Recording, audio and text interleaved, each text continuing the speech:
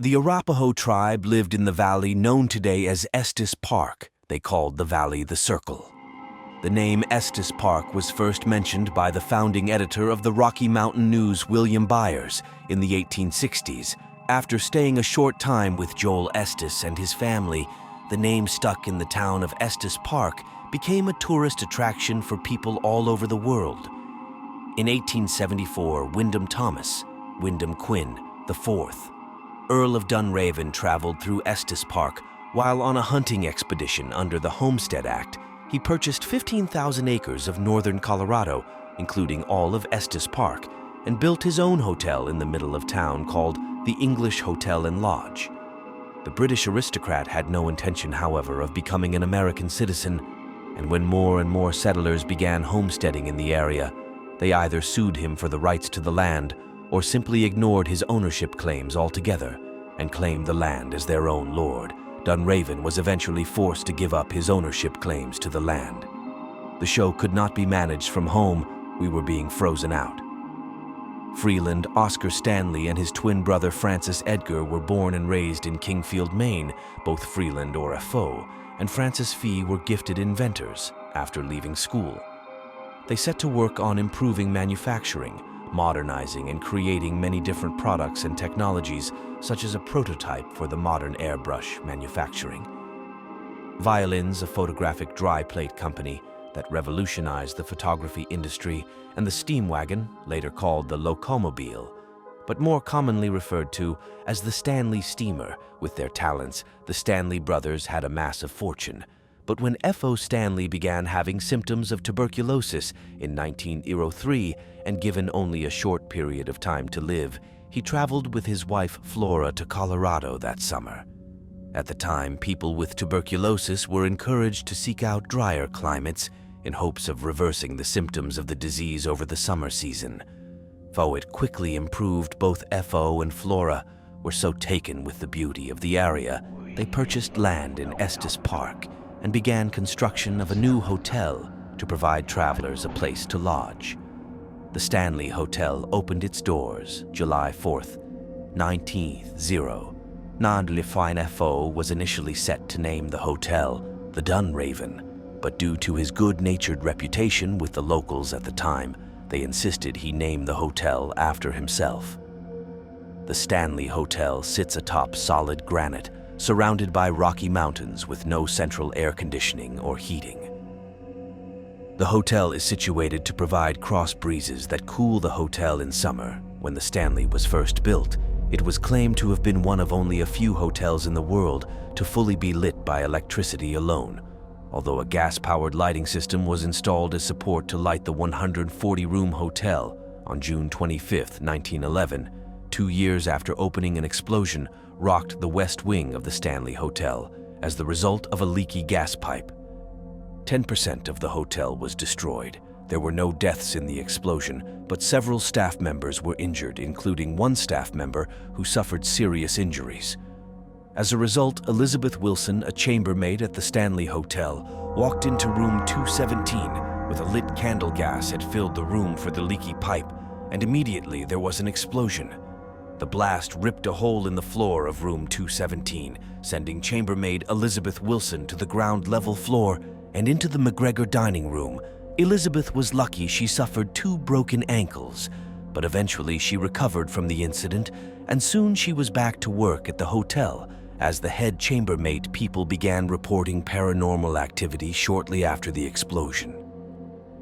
Through the years, the Stanley Hotel began to fall into disrepair due to lack of management and investor neglect. In 1974, author Stephen King and his wife Tabitha were living in Boulder, Colorado, an hour's drive from Estes Park. While on a short vacation, they arrived at the Stanley Hotel just as the winter off-season was beginning. With only limited staff and the hotel closing the next day, they were given the keys to room 217. The Kings were the only guests in the hotel, which made for a creepy environment, as Stephen and Tabitha had dinner in the dining room. Alone, Stephen walked along narrow hallways and eventually made his way to the hotel bar. Lloyd Grady, the hotel's bartender, served him and explained to King, "Your money is no good here." The books were already done for the season, and opening them for a single customer would be more of a hassle. There are two possible stories at this point.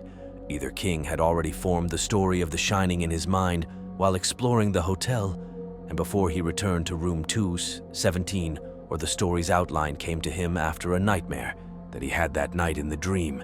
His young son was being chased down the hallway by a fire hose. King was jolted out of sleep sweating, and nearly falling out of bed, he lit a cigarette and began putting the pieces together that would later become the novel, The Shining.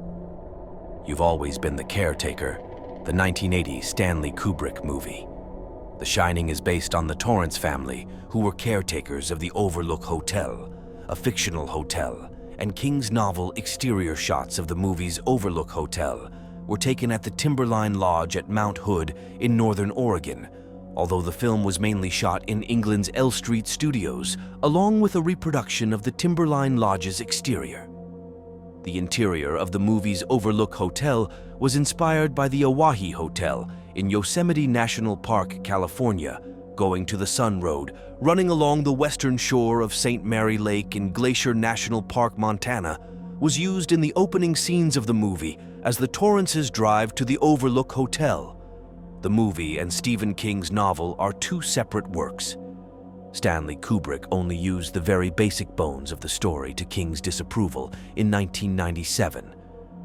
Stephen King wrote the screenplay for a new series based on his novel. The Shining miniseries was filmed exclusively at the Stanley Hotel and faithfully followed the events of his book. Elizabeth Wilson incredibly survived the explosion that rocked the Stanley Hotel in 1911. However, her spirit is reported to still be lingering in room 217. Guests and staff have reported activity in 217 that may be an indicator of Mrs. Wilson's ghostly presence. Guests' shoes and clothing will be unpacked from their luggage, and rearranged guests will return to the hotel and find used towels and sheets neatly folded and put away. According to one staff member, a guest woke to find the bed was made all around them while they slept as well. Known as Room 217 is the fourth floor, is reported to be the most active, commonly referred to as Lord Dunraven's room. Room 401 has had such a history of being haunted. The Stanley Hotel sells souvenir keys to the room in the gift shop, believed to be the ghost of Lord Dunraven. Guests and staff entering the room report being touched by an unseen presence. Women in particular have reported having their hair played with or feeling an invisible entity placing a hand on their shoulder or waist.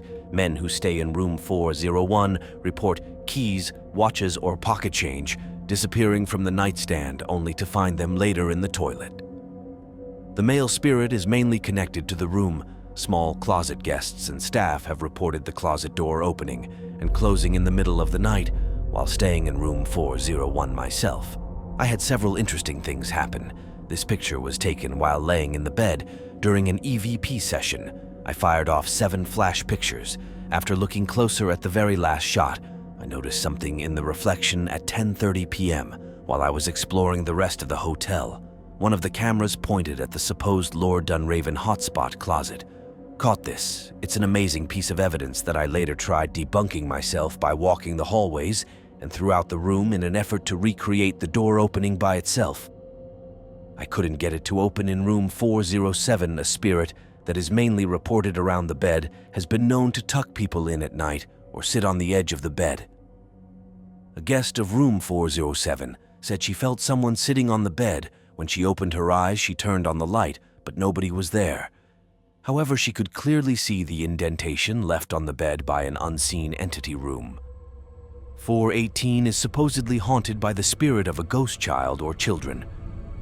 Perhaps one of the common claims of activity on the 4th floor is a playful spirit of a child named Billy, who likes to run up and down the hallways in 418. Lights in the bathroom will turn on and off, and hangers in the closet will move on their own. A woman and her young daughter staying in room 418 say that a hand of a little boy kept tickling the little girl at night. She wasn't afraid, however, and asked the ghost to stop, and it did. Could this be Billy? The cowboy ghost is said to enjoy staying in room 428. The apparition of a man in cowboy attire has been seen on multiple occasions, pacing back and forth at the foot of the bed. In a polite manner, our guest reportedly asked the cowboy entity to please leave after seeing him in the room. The cowboy spirit obliged. When first entering the Stanley Hotel's front doors, you were met by a beautiful staircase, the staircase landing on the second floor. However, is believed to be a superhighway for spirits traveling into our earthly plane. Some believe that by placing mirrors facing each other, the ghosts would be confused and become trapped in our world. Guests and staff have reported feeling cold spots, catching orbs on film, and shadows darting in and out of the corner of their eyes. In 1909, Stanley built the concert hall as a gift to his wife Flora, located on the east side of the main hotel. The concert hall is known for creepy vibes and frequent ghostly apparitions for Stanley's ghost. Stanley has been seen on multiple occasions where he and his wife would sit and enjoy performances in the hall. Below the hall are several rooms and hallways. One of these rooms was where the groundskeeper Paul lived.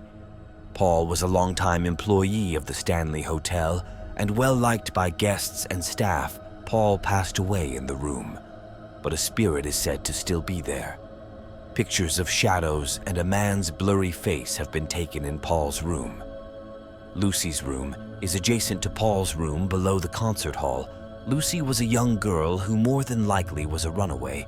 She took refuge in the room below the concert hall and would stay quiet for some time while taking shelter from the cold. According to legend, maintenance workers stumbled upon her on a cold Colorado night and ran her off. Her spirit is said to enjoy Elton John music, and she's even happy to interact with you if you ask nicely. Flora Stanley was an accomplished pianist and played her 1909 Steinway grand piano for friends and guests. Flora was not only a socially active host of the Stanley Hotel, she was a civic leader and dedicated wife and partner to Foe. According to staff, she would occasionally host seances in the hotel as well, which was popular entertainment at the time. Guests and staff have reported the sound of a party going on in the music room, as well as the piano playing by itself. It is said that when a curious person steps over the music room threshold, the music will suddenly stop. It is also reported that the apparition of Flora will appear in the mirror behind them when someone looks at the reflection while exploring the outside grounds of the Stanley Hotel. I discovered a small path that runs along the hotel's west wing. I followed the path over a road past ancient boulders and down a small flight of stairs. Something caught my eye, a small graveyard tucked away along the side of the path. The graveyard is the resting place of pets going as far back as 40 years after my surprising discovery. I asked the front desk more information about the pet cemetery. The cemetery was originally closer to the hotel overlooking Estes Park, but at the behest and warnings of several pet psychics, the cemetery was moved in 2014 to make room for a wedding venue and corporate pavilion during construction burst pipes. Injuries and machinery malfunctions had some wondering if they had made the right decision after the relocation. A golden retriever named Cassie is said to wander the grounds on the west wing of the hotel near the old location of the cemetery. Could moving the graveyard have caused these strange events? That sounds familiar. You only move the headstone. One of the hidden gems of the Stanley Hotel is the tunnels. A small door on the ground level floor provides access to the creepy underground cave systems used by staff and servers in the early years of the hotel's operation as to keep a less crowded appearance for guests. These tunnels were carved from granite bedrock that is said to absorb psychic energy.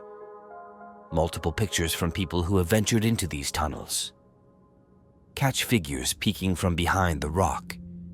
Several people have said they fill cold spots that seem to move through them. The ghost of a head chef named Pierre, who once worked at the Stanley Hotel, is said to still remain in these tunnels. It is said you'll know Pierre's nearby if you suddenly smell baked goods or cookies in the tunnels when someone brings up the topic of a haunted hotel. Undoubtedly, a major portion of people will immediately be drawn to Stephen King's The Shining. One of the really great things I discovered while investigating the Stanley Hotel is the friendly staff and management who embrace the title of America's most haunted hotel. I'm not a psychic or sensitive to the other side, but as I entered the Stanley Hotel for the first time, I could feel the energy of the old hotel. It seemed like the hotel itself was unaware. And living entity, I should say in my personal opinion. The ghosts of the Stanley Hotel do not seem evil or scary or anything. Along those lines, you may get a creepy vibe here and there, yes. But historical sites left by people in the past will inevitably draw in spirits that love the place years before we discover them. The beautiful Colorado landscape as a backdrop for the historic Stanley Hotel can only truly be appreciated in person. Drive up the mountains and breathe the fresh air. Spend some time in Estes Park, have a red rum drink at the Stanley Hotel's bar, and cheers Mr. King the Spirits Take the Ghost Tour, and stay the night in a haunted room. You'll have a fantastic haunted adventure. Hey, I'm Alex. If you like this content and would like to see more, check out my other videos and go ahead and hit that like button and subscribe to the channel so you don't miss what comes next. See you next time.